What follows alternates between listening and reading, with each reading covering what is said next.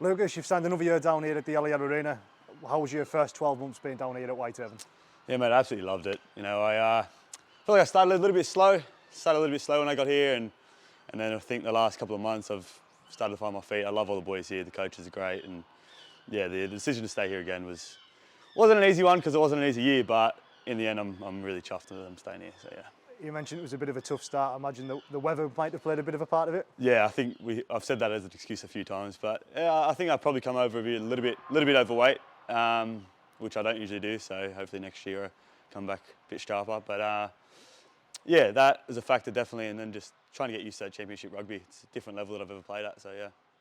You mentioned championship rugby. So how have you found the level? There's some good teams in the championship. Yeah, definitely. I think there's a big gap. You know, you play those top few teams and you really feel it, like Featherstone and whatnot. But most teams you play against are pretty strong, especially the middles. I've said since I moved here, the middles in the UK are just as strong as middles over in Oz.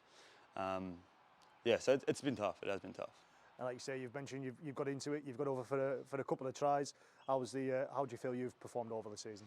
Yeah, as I said, I feel like I've got better as the season's gone on. I feel like I made some combinations with the lads and started to work a little bit more in that middle with Ross and Guy Graham when he's playing. But yeah, I feel like I've got better as the season went on, and I feel like next year I can keep building on that.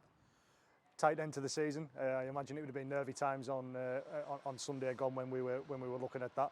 Obviously looking to push forward and hopefully not as many injuries and try and push forward and move up the table in 2024. Yeah, definitely. I think we should be aiming for top 6.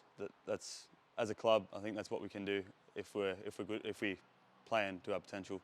But yeah, hopefully personally I can have a great year, and as a club we can make that top 6.